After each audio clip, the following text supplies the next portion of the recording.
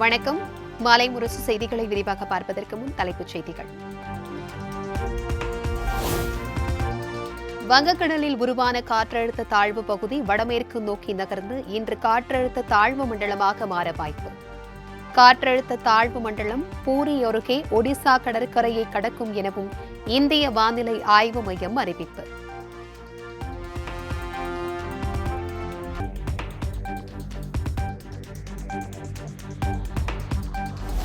கரையை கடந்த காற்றழுத்த தாழ்வு மண்டலம் அடுத்த 24 மணி நேரத்தில் படிப்படியாக வலுவிழக்கும். இந்திய வானிலை ஆய்வு மையம் தகவல்.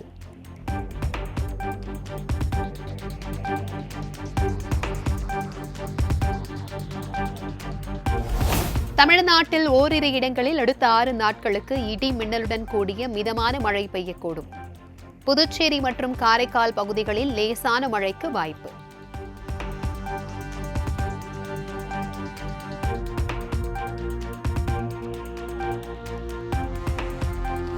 நீலகிரி, கோவை மாவட்டங்களில் இன்று கனமழைக்கு வாய்ப்பு. சென்னை வானிலை ஆய்வு மையம் அறிவிப்பு.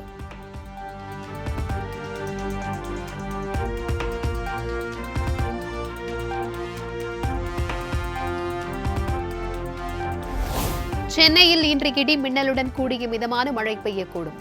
அதிகபட்ச வெப்பநிலை 34 டிகிரி செல்சியஸை ஒட்டி இருக்கக்கூடும் எனவும் வானிலை ஆய்வு மையம் தகவல்.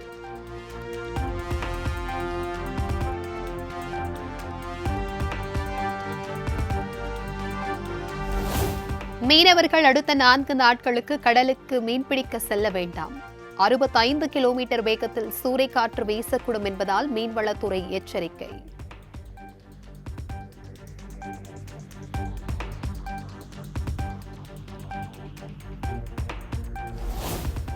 உதகை, குந்தா, கூடலூர் மற்றும் பந்தலூர் ஆகிய தாலுகாக்களில் உள்ள பள்ளிகளுக்கு இன்று 3வது நாளாக விடுமுறை.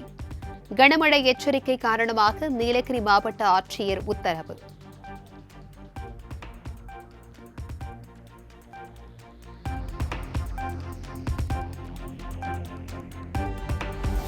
கேரளாவில் பல்வேறு மாவட்டங்களில் வெளுத்து வாங்கி வரும் தொடர் கனமழை. 20க்கும் மேற்பட்ட வீடுகள் சேதம். பொதுமக்களின் இயல்பு வாழ்க்கை கடும் பாதிப்பு.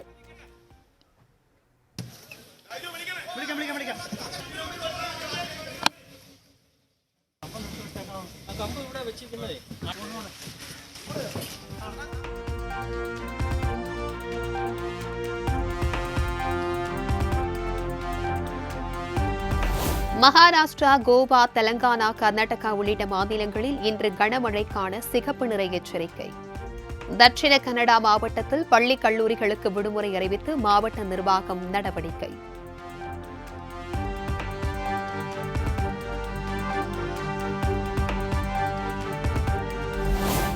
ஒடிஷா, ஆந்திரா ஆகிய மாநிலங்களில் இன்று கனமழை பெய்யக்கூடும். ஜார்க்கண்ட், சத்தீஸ்கர் மாநிலங்களில் மிதமான மழைக்கு வாய்ப்புள்ளதாகவும் இந்திய வானிலை ஆய்வு மையம் அறிவிப்பு.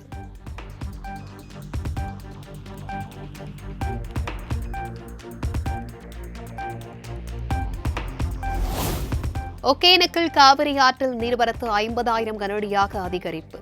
கரையோர மக்களுக்கு வெள்ள அபாய எச்சரிக்கை.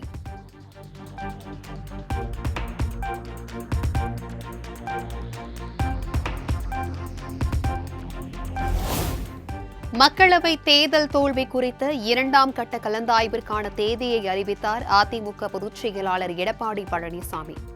வரும் 24ஆம் தேதி முதல் ஆகஸ்ட் 5ஆம் தேதி வரை நாடாளுமன்ற தொகுதி நிர்வாகிகளுடன் ஆலோசனை நடைபெறும் என அறிக்கை.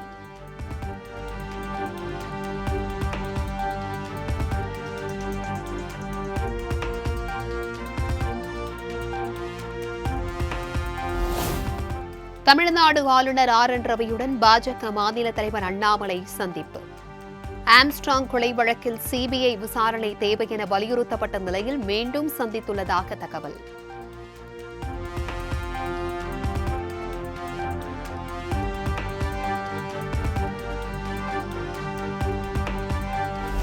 அமைச்சர் உதயநிதி ஸ்டாலின் துணை முதலமைச்சராக வேண்டும் என்பது தமிழக மக்களின் விருப்பம்.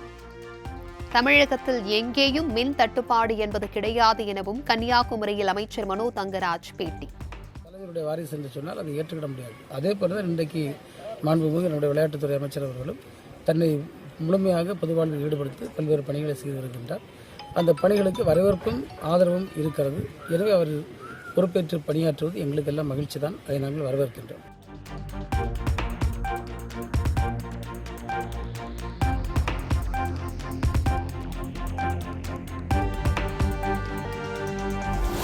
வங்கதேசத்தில் அரசு வேலைக்கான ஒதுக்கீட்டு முறை தொடர்பாக தொடரும் போராட்டம் எதிரொலி. தமிழ்நாட்டை சேர்ந்த மருத்துவ மாணவிகள் 10க்கும் மேற்பட்டோர் தாயகம் திரும்பினர்.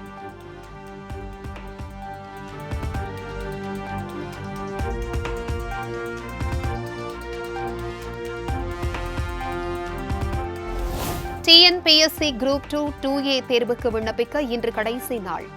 கால அவகாசம் நேற்றுடன் நிறைவடைந்த நிலையில் மேலும் ஒரு நாள் நீட்டித்து தமிழ்நாடு அரசு பணியாளர் தேர்வாணையம் உத்தரவு.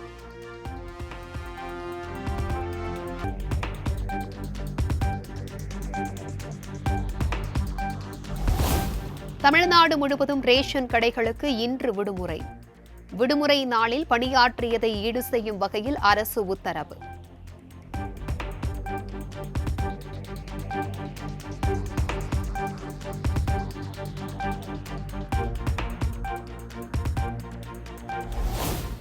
சென்னை IITயில் நீரின் தரம் குறித்த படிப்புக்கு விண்ணப்பிக்க இன்று கடைசி நாள். சென்னை இந்திய தொழில்நுட்ப கழகம் அறிவிப்பு.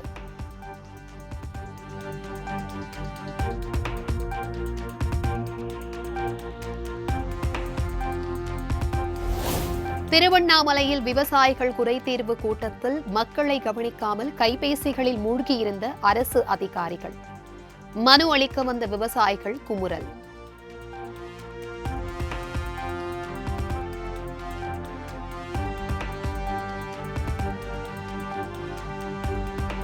நாமக்கல்லில் பழங்கால நாணயங்கள் கண்காட்சி. அரிய வகை ரூபாய் நோட்டுகள், நாணயங்கள், கலைப்பொருட்கள் இடம்பெற்றன.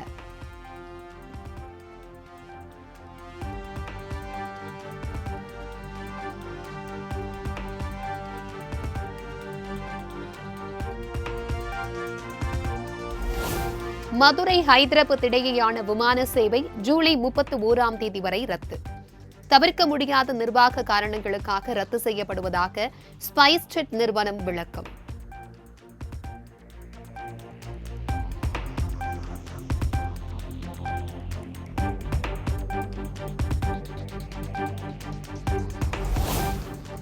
மூர் மார்க்கெட் ஆவடி இடையே இயக்கப்படும் மின்சார ரயில் இன்று ரத்து. பட்டாபிராம் ஆவடி ரயில் சேவை நாளை ரத்து செய்யப்படுவதாக தெற்கு ரயில்வே அறிவிப்பு.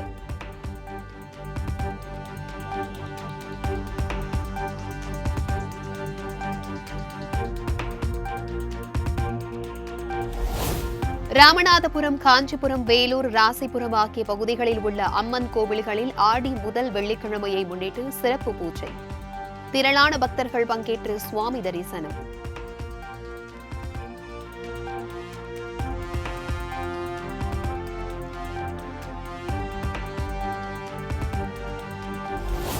தஞ்சாவூர், திருவண்ணாமலை, சீர்காழி ஆகிய பகுதிகளில் உள்ள சிவன் கோவில்களில் ஆடி மாத பிரதோஷத்தை முன்னிட்டு சிறப்பு வழிபாடு.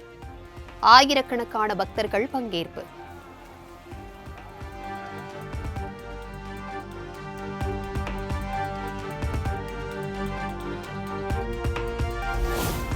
அரியலூர் பெரிய நாயகி அம்மனுக்கு 2 லட்சம் ரூபாய் மதிப்பிலான ரூபாய் நோட்டுகளால் சிறப்பு அலங்காரம். பண அலங்காரத்தில் காட்சியளித்த அம்மனை ஏராளமான பக்தர்கள் மனமுருகி வழிபாடு.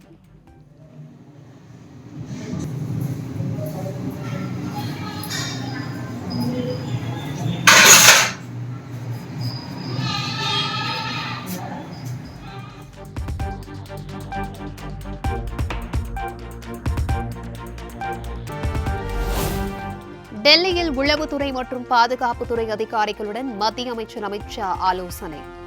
பாதுகாப்பு அச்சுறுத்தல் குறித்து பல்வேறு பாதுகாப்பு முகமைகளின் தலைவர்களுடன் ஆலோசனை நடத்தியதாக தகவல்.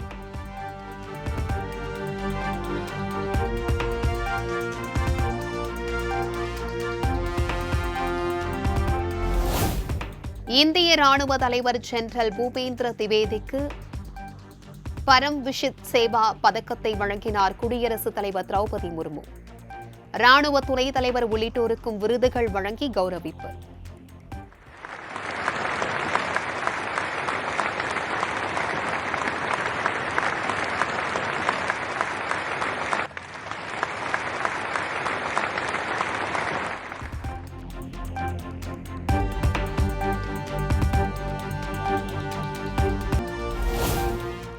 அமெரிக்காவிற்கான இந்திய தூதரக வினய் மோகன் குவாத்ரா நியமனம். தரண்ஜித் சிங் சந்து ஓய்வு பெற்றதை அடுத்து அறிவிப்பு.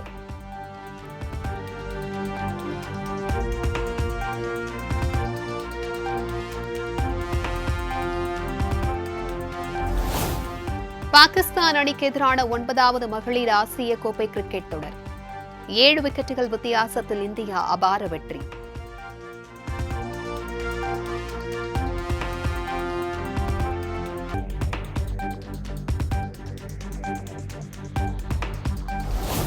TNPL T20 கிரிக்கெட் தொடரின் இன்றைய ஆட்டத்தில் திருச்சி கிராண்ட் சோழாஸ் நெல்லை ராயல் கிங்ஸ் அணிகள் மோதல்.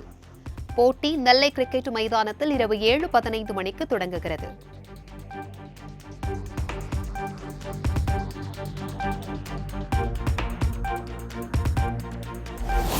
இரண்டாயிரத்து 23-24 ஆண்டின் இந்தியாவின் சிறந்த கால்பந்து வீராங்கனைக்கான விருது அறிவிப்பு.